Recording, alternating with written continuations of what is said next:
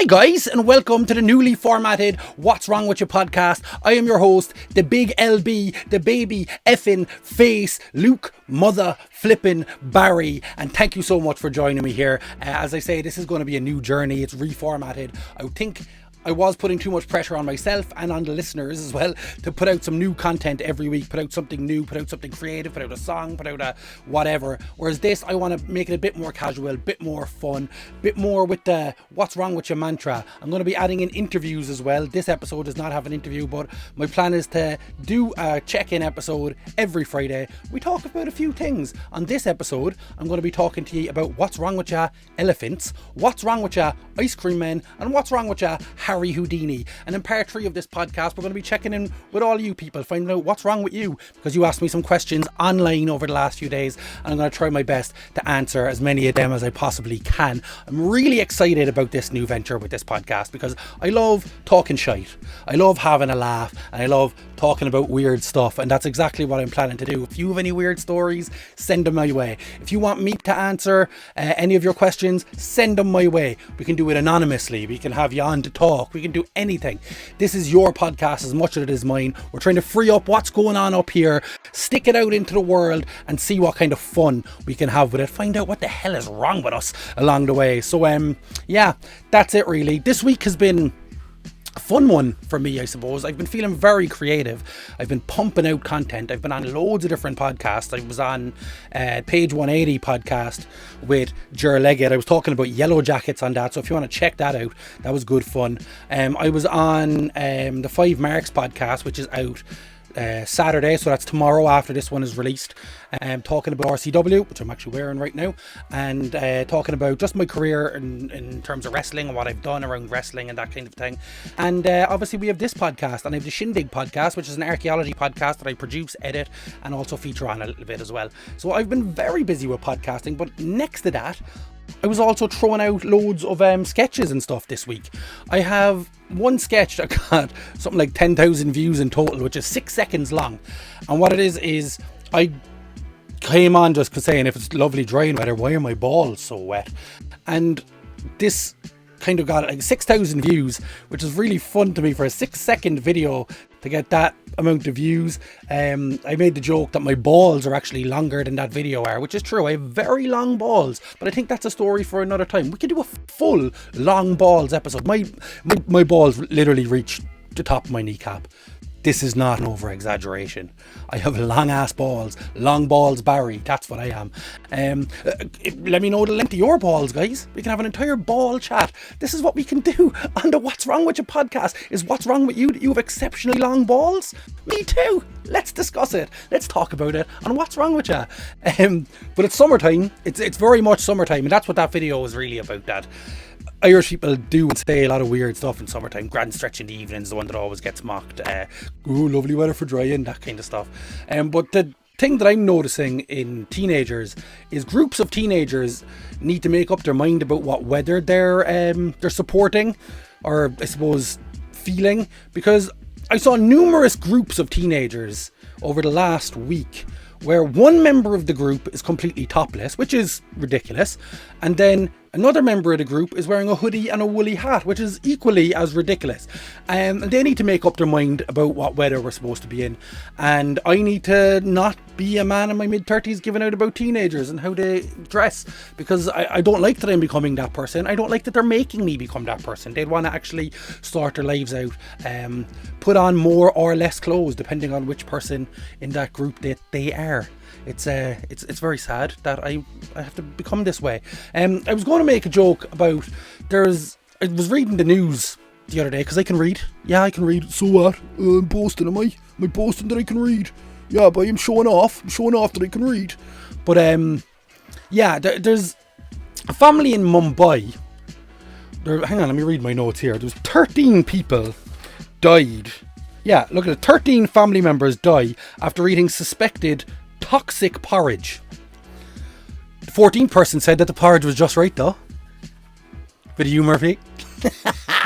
Goldilocks jokes right here on a newly formatted podcast. That's what you came for. You came here for Goldilocks jokes, guys, and you absolutely love it, you dirty sluts. Right, let's get on to the second section where we find out what's wrong with a few things. See you there in a second. Alright folks, let's find out what's wrong with a few people. What's wrong with you ice cream men? Ice cream men are getting embarrassed apparently. What could possibly embarrass an ice cream man? An ice cream man walks around with a paper hat, driving a van that has Goofy or Popeye or something drawn on the top, called Mr. Swirls-a-Lot or some shit, and this man is getting embarrassed by flakes. Why is he embarrassed by flakes? Because they're getting rid of the Cadbury's flake. This is something that we need to worry about. This could potentially ruin our summer, guys. We need to get out in the streets and we need to revolt against them trying to get rid of the Cadbury's flake. Why are they getting rid of the Cadbury's flake? Here's why. Because it's crumbling, it's breaking, it's embarrassing the ice cream man, and I'm with them. I'm with them on this one. The alternative is supposedly to start using German chocolate. I don't want this. We need the Cadbury's flake. Cadbury's flake in a 99 is all you want. Nobody wants a 99 without a Cadbury's flake in it. It's the best flake in the world. The only better flake is flake in an Troll doll. Oh lads, lad banter on the podcast. I don't like that joke. I'm leaving it in there because I'm trying to reach a broader audience, I suppose. So I'm going to leave it in there, guys. If you don't like that joke, yeah, take it up with my lawyers. I don't have any lawyers. I don't have any lawyer. Sue me if you want. I don't care. Don't sue me, guys, okay? But ice cream men are getting embarrassed by this, supposedly, according to a broadsheet newspaper that I read this in. What is going on that we're reporting this in newspapers, first of all? But if I was an ice cream man, I'd be very annoyed too. Ice cream men are a strange thing. When I was younger, we used to chase ice cream vans. Like dogs chasing a car. It was really strange. And one time, for absolutely no reason, the ice cream van just stopped dead and my friend just slapped straight into the back of it, smacking face to face with Popeye, dropped onto the ground, nose bleeding, lips bleeding. The ice cream man got out in a panic. He was on the ground screaming. Ice cream man said, "Oh my god, are you okay? Are you okay?" And what my friend said, 8 years old, and me crying laughing next to him after splatting into the back of an ice cream van, he said, "You need to bring me to the hospital," which made me almost wet my pants and relieve myself on the floor next to an ice cream van, because I got the image in my head of my friend being brought to hospital inside of an ice cream van that was going ding ding ding ding giddy ding ding ding giddy ding ding ding giddy ding ding ding, zooming into accident emergency at 100 miles an hour, an ice cream man running out covered in red stuff all over him here saying, "We need to get this man stat," and everyone thinks that he's covered in blood, but it's actually just strawberry sauce or some shit. And this image of this happening made me cry with laughter as a child. Ice cream men, we salute you. You are the real heroes of the summer, and I'm with you, and I will stand with you to the end. Cadbury's, bring back the original flake. I do not want a 99 without a Cadbury's flake, and I'm not having any of that crumbly shit. We all love elephants, right? Wrong. Elephants? What's wrong with ya? An elephant never forgets. Everybody wants to hug the giant elephant. Elephants have big floppy ears and lovely little noses, and we all want to give them little cuddles and stuff. No, we don't. They're evil, unforgetting, vengeful bastards, and this has never been proven more true than in India. About 6 months ago, a woman was getting water from a well when, according to a news source, an elephant appeared from out of nowhere. I'm not sure how an elephant can appear from out of nowhere. I think this news source might have been lying, but the elephant appeared from out of nowhere and trampled this woman. Killed her to death. It killed her to death. This elephant did. And then he left. Went back off to whatever he was doing. Probably disappeared into the nowhere that he came out of. The woman died. She had her funeral. And then at the funeral, this same elephant showed up, took the woman's body, threw it up into the air and smashed her around a bit. Here's the part of this story that I found interesting, besides the fact that elephants never forget and will literally come back and destroy you at your funeral if they don't like you. It said in it, after the elephant was gone, the family were able to proceed with the ceremony. That's insane. That's an absolutely wild thing to do. If I'm at a funeral and an elephant runs into the church and smashes up a coffin, that funeral's over. There's no topping that. There's no amount of drunk ants dancing and singing inappropriate songs about British invasions that are going to ever top an elephant smashing up something. You cannot proceed. But here's what we need to remember, guys. Everything. Because elephants are remembering everything and they're coming for us. Whether we're alive or whether we're dead, the elephants are going to fuck us up and dance on our graves. Elephants, you're bad ones. We don't like you anymore. Now we're moving on to me. Luke Barry, what's wrong with ya? So, I recently got a promotion in work. Part of this promotion means that I have to do a lot more stuff. And obviously, I'm an Irishman, I have a little bits of anxiety and I'm a little bit crazy. So imposter syndrome started to creep into me. Why am I doing this job? Should I be doing this job? Am I capable of doing this job? It's imposter syndrome to a massive level. And this got me thinking about imposter syndrome and how bad it must have been for magicians and mediums during the era of Harry Houdini. Now it would have been bad enough to exist at a time where one of the greatest to ever do it was around. But even worse than that, Harry Houdini was batshit crazy. Harry Houdini, what's wrong with ya? Harry Houdini would show up at mediums that he thought weren't doing a great job. Were scamming people, were ripping people off. Which, guys, by the way, is every medium. Harry Houdini would show up in disguise and he would sit in the audience near the end of the trick or of the mind reading or of the whatever paranormal thing the medium was doing. Houdini would stand up in his disguise, say, "This man is a fraud. Here's why."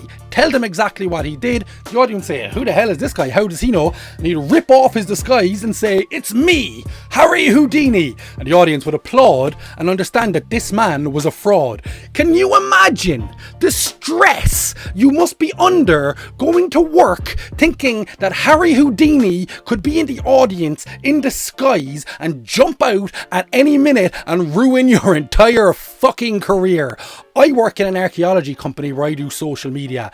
This for me would be like a filmmaker showing up. It would be like Martin Scorsese coming and pretending to be an archaeologist and then in the middle of it just going, "You're not filming this right, you absolute cunt," and then ripping off his glasses, ripping off his fake nose and moustache and jacket and going, "It is I, Martin Scorsese. You are a fraud of a filmmaker. You are a fraud in the entertainment business. Be gone." And you have no choice but to absolutely fuck off and never come back to that medium ever again. That medium ever again. I meant medium as in where you're working, but we're talking about mediums. I'm on a roll, guys. This is called the flow state. I don't even know what I'm saying anymore and it's coming out absolutely perfectly. I'm talking shit. So there you go. We have Harry Houdini. We have me. We have elephants that kill people and then come back and dance in their graves. And we have ice cream men that are embarrassed. The world, what's wrong with ya? Let's find out when we go into the next section where we hear what's wrong with you and we answer some of your sexy little questions. I got a lot of nice questions this week on Instagram. This is something that I love doing. In any podcast I used to do before, I'd always ask for audience questions. And it's an awful lot of fun because it's a way for me to figure out what you want to hear in a marketing sense. But it's also just an awful lot of fun to get weird questions from people. So I'm going to try and answer as many of these as I can. So the first question I got was, what memory cringe at you out the most? So I assume that means what memory cringes you out the most. Let me think.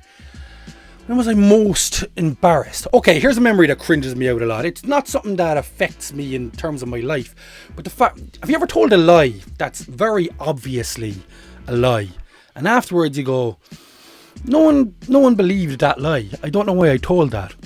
But I once broke up with a girl because I wanted to break up with her. That's just the way it was. But I didn't have the guts to just say, I don't think this relationship is working. So I told her that a doctor told me I told her that a doctor told me that I was doing too much and that I was getting overtired and I needed to cut some things out of my life. And obviously I couldn't cut out work or college or anything like that. So that just meant that I had to cut her out of my life. And I said that to her. She took it really well. And then afterwards I thought to myself, she didn't believe that. No one would believe that. It is the worst lie ever. Thinking about that cringes me out because I was about 19 to be fair, but that kind of a lie, I think at the time that you're a genius, and then afterwards it's just, it's a horrible, horrible lie. But yeah, funny. What's your favourite conspiracy theory? This is a good one. My favourite conspiracy theory is not one that I actually believe. It's lizards one, that there's a secret society of lizards ruling the world. It's a fantastic conspiracy theory. If you haven't heard it before, look into it. David Icke, who is a madman with most things, he's who kind of made this, I suppose, famous in the 90s or noughties. Talks about the royal family in Britain being lizards and many people throughout history being lizards, and it's a fascinating conspiracy theory if you're looking at it for purely entertainment value. If you believe it, you're a nutcase. But it's based in the fact that lizards or some form of lizard have been present in all of literature and all of history and all hieroglyphs and all that kind of stuff, and that there's these visions that people have of lizards now, but it's that any aliens or any of that kind of life form that we think we believe in are probably lizard people that have been with us throughout history, who have they're a higher being effectively. So yeah, that's my favourite conspiracy theory. I'd love to do an entire episode on that with somebody sometime. I love conspiracy theories. I don't necessarily believe them, but I find them so interesting. Who would you wrestle if you had one more match? That's a tough one. If I had one more match, I'd have to wrestle somebody from Ireland, I think. Raven Creed. If I had one last match, Raven Creed would be who I'd wrestle. Because I'd want her to actually kill me so that I could never do it again. And I think she would. I think she'd accept that challenge. But yeah, that's I think who I would have a match with. Who would you fight? Celebrity. Who would you fight? Celebrity. I assume they're saying which celebrity would I fight, not calling me a celebrity, which actually I'll take. I am a celebrity. What celebrity would I fight? King Charles. Why not? Let's kick the shit out of him. Oh, this one's good. How do you know if a guy is interested in a girl or not? I think guys are more obvious than girls with these things. Guys will tend to make it obvious. They'll show you a little bit of attention, whether it's negative or whether it's positive. They will make you the centre of their focus. And that's how it's obvious when a guy fancies a girl. When a girl fancies a guy, I find it a little bit harder to judge. They always say with the body language and playing with the hair for a girl fancying a guy, but I think guys are more easily read in terms of their language, in terms of where they send their focus. But yeah, I think a guy will give you his attention. He will focus on you. If he's not giving you his attention, he's probably not liking you for the right reasons. There we go. There's some advice. Right. If we left you and Justy in a room together for 1 hour, who would be the first to go crazy? Justy is my commentary partner in RCW and the face of Irish wrestling, basically. Justy would go crazy because I would drive him absolutely insane by trying to make puns to outdo his puns, and he'd probably go insane and kill me. So yeah, the red pill or the blue pill? Morpheus, I'll be having none of it. I'm not going into that Matrix shit. Who is the real wrestling GOAT? Greatest of all time wrestler. So, for me, my favourite wrestler of all time is right here. The Heartbreak Kid, Shawn Michaels. But does that mean I think that he's the greatest of all time? Possibly not. He's my favourite, definitely. My nostalgic favourite. Him, Bret. Always the two of them. Would be Bret Hart, would be my favourites. But if I had to say greatest of all time, not necessarily for his outside of the ring work, but inside of the ring work, I'd probably go with Ric Flair. Everything he does is absolutely perfect. In the ring, obviously. He's a fantastic wrestler and I love him as a wrestler. So, yeah, those are all the questions I got asked this week. There's 2 wrestling questions there, which is great. I love hearing them. If you have any questions for me, send them to me on my social medias, on Twitter, on Instagram. I am at the Big LB. That's TheBigelBee. LB, creating buzz worldwide. Boom. Yeah, so this has been the What's Wrong With You podcast, newly formatted What's Wrong With Your podcast. Let me know what you think of it. Let me know if you've enjoyed it. Let me know what you'd like to see. Let me know if there's any features you'd like me to do. Anything you'd like me to talk about. I'm loving it. I'm having an absolute blast talking absolute bollocks. It's what I love to do. It's what I'm good at doing, and I like doing it. So hit me up. Let me know what you think. Let me know what you liked, what you didn't like. If there's anybody you'd like to hear on. My plan is this. I'm going to release a podcast like this every Friday. On the first Monday of every month, I'm going to release a long-form interview podcast. The long-form interview podcast will be me asking guests what they think is what's wrong with them. The reason I'm doing this is because my doctor prescribed me social occasions. He told me to help with my anxiety, I need to be more sociable. I don't always have the time to go out. I don't always have the time to go places. So my plan is to, in this little room, chat to people on these screens, talk to them, see what they're up to, hear what's wrong with them, what's interesting about them, what's fun about them, in an attempt to figure out what's wrong with me. And what better place to start this Monday coming than with an interview with my best pal, my buddy, Dwayne Dugan. Dwayne is a comedian. Dwayne is a graphic designer who's designed for a lot of famous companies and a lot of famous wrestlers and people, celebrities in general, loads of stuff. And he was the best man at my wedding, one of the best men at my wedding. I've known him since we were 15. We've been involved with each other in lots of different creative endeavours. We talk a little bit about that, talk a little bit of shite. It's a good interview that I attempt to make him uncomfortable in, and I think I fail, but I don't know. We'll see. It's going to be released Monday coming on this feed, on YouTube, on Spotify, on iTunes. Please give me a follow. Please give me a subscribe. Leave a rating and a review. Let people know about this podcast. On YouTube, if you're watching, leave a comment below. Let me know that you're here. On Spotify, on iTunes, leave me a review. Let me know that you're here. I'd love to hear from you. Thanks so much for watching. Thanks so much for listening. My name is Luke Barry. What's wrong with ya?